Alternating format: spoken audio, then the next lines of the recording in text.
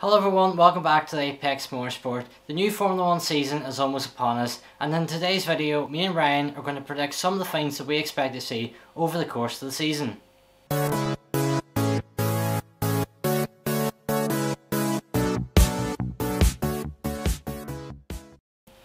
So let's get straight into these predictions now, and I'm going to start straight away by saying I think Ferrari are going to be a very strong team this season. Potential race winners and multiple podiums is what I'm predicting for them this season. They've got a very strong driver lineup in Charles Leclerc and Carlos Sainz, and last season it was the first season that them two were together in the team, and I think they showed that they can work really well together. And while they're both talented drivers, either one can go and win a race, either one can get a podium, and the other one will still be there to support them, which is very good. And we've seen Ferrari, they've been struggling in the past and they're slowly making their way back. Last season finishing third was massive for them in their battle with McLaren. I think these new regulations as well is just going to open things up a little bit more, and yeah, I think we'll see Ferrari pick up maybe just more. I'm going to say 3 victories this season. It's been a little bit bold, but you never know with these new regulations. So Ryan, what's your first prediction for the season? So I'm going to start it off with not a controversial one, but a slightly interesting one. I'm going to go and start off with Aston Martin will be in the top 4 race. Now whether that's top 4, you know, obviously they'll be, well, we actually don't know, because obviously, as you said, the new regulations, so we might not even see a Mercedes up in the top step. We don't know. So we'll just take it from last season. So we'll take the Mercedes, the Red Bulls, the Ferraris, the McLarens, okay? Realistically, next is AlphaTauri, and then it's just really whoever else is there. But I do think that Aston Martin will be up in that top 4 race. I think that they've been quiet throughout last season. There wasn't too much going on, so I feel that there was maybe a bit more development, a bit more, you know, trying to understand where the performance went from the previous year, racing as Racing Point, whatever Formula 1 team. They've had too many names. But I think now under Aston Martin, I think, you know, we're going to have a wee bit more performance. They'll have looked into this. They'll have fine-tuned bits and pieces. Can't wait to see their livery. Yeah, I think they're going to have a really good chance, especially more likely against McLaren. I think McLaren might have a wee bit of a struggle, I'm not sure, but I think it's going to be a good season, I think. Yeah, all of these is really just a guessing game at the moment until we get to with pre-season testing in Bahrain. There's obviously the pre-season session, or whatever to call it. It's effectively a test in Barcelona, but literally no information is going to be shown anywhere. But keeping on the teams doing well this season, I'm going to go for 2 more. I'm going to say that Alpine and Alfa Romeo are going to be very strong this year. Not race winners, and maybe the odd podium for Alpine. Obviously, we've seen them get a race victory last year and another podium as well. But I think they're a team that I think will have been looking at these new regulations and have the capabilities to find a loophole that may just push them near the front of the grid. They've got a fantastic driver pairing, Esteban Ocon and Fernando Alonso. They've got plenty of experience, and I think they'll be very strong. They can work together well, and I just have a feeling that Alpine they'll be disappointed of last season, and I think going into this season they'll be looking to have a much better year, and with a few changes behind the scenes as well, I think they can definitely do that. For Alfa Romeo, obviously they've got a brand new driver lineup in Guan Yu Zhou stepping up from Formula 2 and Valtteri Bottas moving from Mercedes. I think Bottas' move is fantastic for the team and for him, because he's going to a team where he's going to be the clear #1 driver, and I think his experience of being in a race winning car, a constructors winning car for every season he's been in, obviously it's highly likely he'll lose his consecutive Q3 appearance record, which he had entirely away through Mercedes, which is something I think gone very much under the radar. But yeah, I think Alpine and Alfa Romeo will be 2 very strong teams and will definitely improve on the performance from last season. So Ryan, your second prediction? Okay, I'm gonna go with one of the channel favourites, and it's Pierre Gasly. I predict, now that's obviously a prediction, so it may or may not come true, but I predict he's going to finish 6th in the Drivers' Championship. Now, Okay. let me just sort of give it a little something. Explain. We've sort of seen throughout last season, he has been the dominant at the AlphaTauri team over Yuki Tsunoda. Obviously, it was Yuki's rookie season, but we still seen Gasly put out some amazing drives. We've seen a couple of top 4 finishes. He's even qualified up in 4th. You know, he's up there. It's not like he's not there. He is there. It's just he's not able to always finish in those places that would guarantee him them points. I feel this year, obviously, Red Bull will be having their Red Bull powertrains as well as still in half partnership with Honda, but not really. They just have their team. It's pretty much still a Honda Red Bull, just not Honda. But I think that obviously the two teams, Red Bull and AlphaTauri, they'll run the same engine, not the exact same engine, obviously, for performance reasons. But I feel that it's going to be a bit more upgraded than what we could be expecting to see even from Mercedes. I think they might not be as powerful. I don't know. It's just all up in my head. But I have, for some reason, somewhere in my mind, that Pierre Gasly will manage to score enough points and finish 6th. If he does, that's amazing, because A, it's a bonus point for me, and 2, it's going to be great for him, and it could actually land him a better seat somewhere. But obviously some contracts won't expire for another 2 years, so we're going to have to wait and see. Yeah, I agree with you on that one. I think for my third prediction, I'm going to go that George Russell is really just going to bring the fight for the championship. I think he's a fantastic driver, as we know, and he's very much deserving of his chance at Mercedes. And I don't think there's really much else I need to say about George Russell, because we all know how talented he is. And I think what we've seen him and Sakir do, where he jumped into that car and was going to go on and win that race if it wasn't for a pit stop disaster, I think it just proves to everyone that he's ready and he will be able to bring the fight. Whether or not he could beat Lewis, who will be fired up to get a bit of revenge on Max, I don't know quite yet. We'll have to wait till we get onto those predictions. But yeah, I think Russell will definitely be able to bring a fight to be in that mix for the World Championship. So Ryan, your third prediction? So my third and final normal prediction, with air quotes, I'm gonna give a very, very obvious one that is more than likely going to happen, and if it doesn't, I will be very disappointed, as there is 23 chances this season to get it. And it's Lando Norris will get his first win in Formula 1. Whoa! Nobody's seen that coming out of anywhere. He obviously had that chance in Monza with Daniel Ricciardo, but obviously that didn't happen because, team orders basically said, no, give it to Daniel, let him have it. You might have been here longer, but give it to Daniel. We need it for his confidence. He had that chance. He also had a chance, but I can't remember the race, where it was super wet, and he was very stubborn and decided not to pit for the intermediate tyres, so he kind of destroyed that on himself.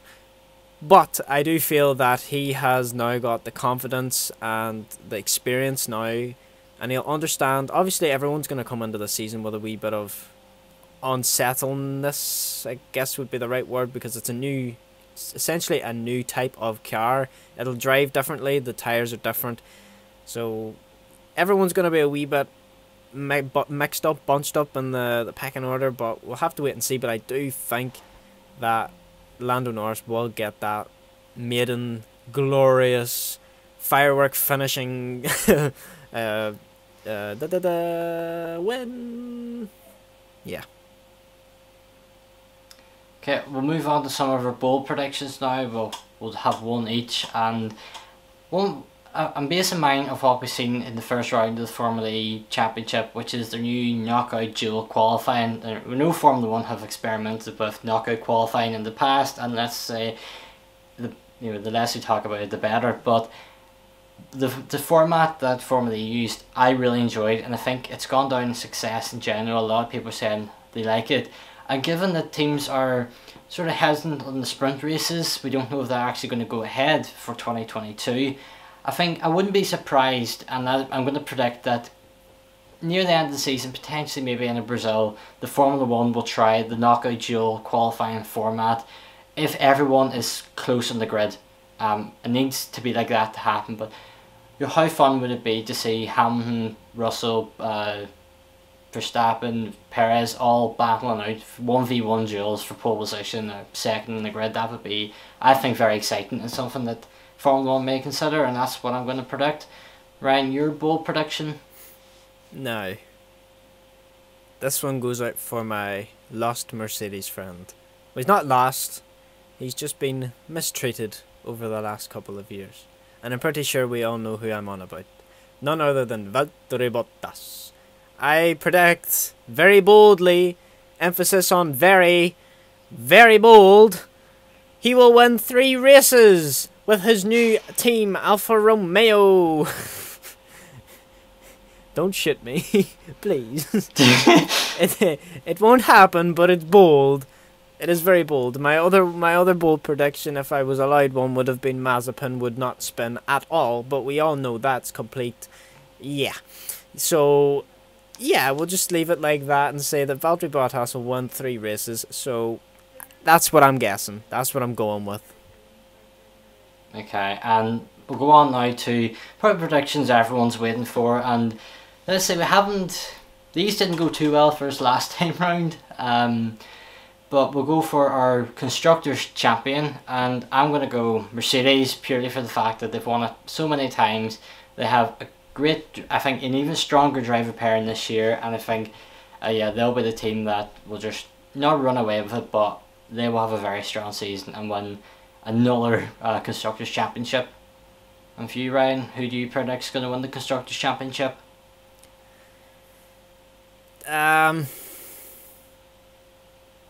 It is a tight one.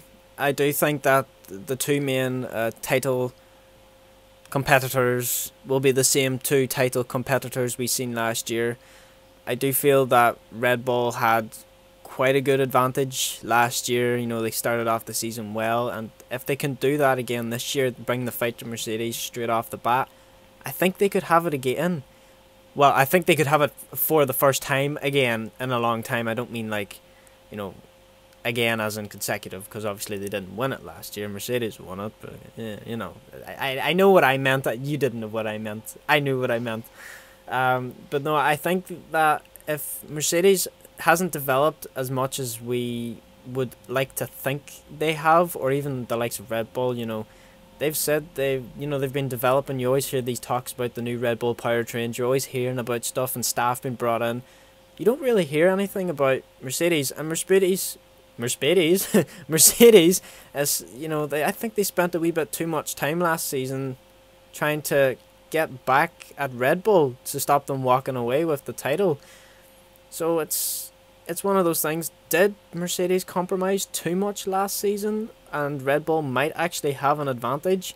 Or could we see something absolutely spectacular happen, like the one other engine manufacturer who doesn't seem to be very successful, a Renault with Alpine? Could we see a Renault Fernando Alonso bring those points up? So I'll just keep it short, sweet and simple. I think it's going to be Red Bull. Okay, fair enough. And we'll go on now to, well, our Drivers' Championship. Who will be the world champion? Will Max Verstappen retain his title? Will Lewis Hamilton be back for revenge? I'm going to say neither of those drivers are going to win, because I'm going to say George Russell is going to be your 2022 Formula 1 world champion. I think he's a very strong driver. I've already said this earlier in the video. He's such a talented driver, and his past performances for Williams has shown that, and the time he got in Mercedes as well. I don't think that was a fluke. I think he's fantastic, and yeah, I could see him not maybe. I think the second half of the season really coming along and putting in consecutive wins. I think a couple of podiums the first 2 races he'll be quite happy with, but yeah, it could be anyone's championship. If I was going to say be a bold prediction, if it was completely randomised grid, I would have to go for Pierre Gasly. But Ryan, who are you putting as your world champion? Okay, hear me out. Formula 3, what happened with Mick Schumacher? He was bad one year, he won it the next. He went into Formula 2. He was bad one year, he won it the next. What happens in Formula 1? He was awful this year, but he's not going to win it this time. as much as it would be quite awesome to see a Schumacher winning a world title. Yeah, it's just not gonna happen. That was a very depressing laugh. No, I think we're gonna see, just like I mentioned with the two teams, I think we're gonna see the two title protagonists go at it once again, battling it out. But I do think there's gonna be something up Ferrari's sleeve.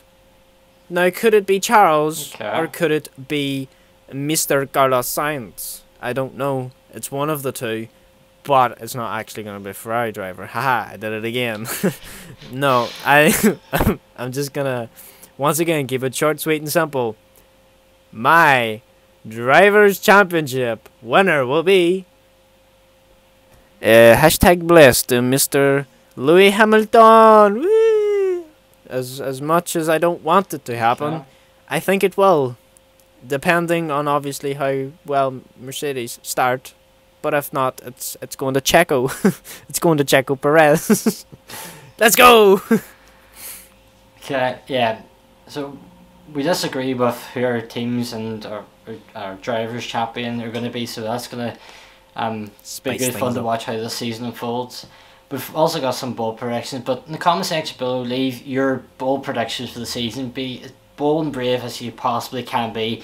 Although Nikita Mazepin, the one the title, is already taken, no one is allowed to say that. But yeah, that's going to bring this video to a close. There's going to be so much more content to come out across this season. We've had a couple of Formula E things over the past week. There's the Formula E, the first doubleheader of the season, which was a great watch as well. Plenty of content on that. A video explaining the new qualifying format, which actually proved to be a little bit more straightforward than what I think many people believed it to be. But yeah, Ryan, thank you for joining me for this video, and again, leave your bold predictions in the comment section below, and we hope you all join us in the next one. Goodbye.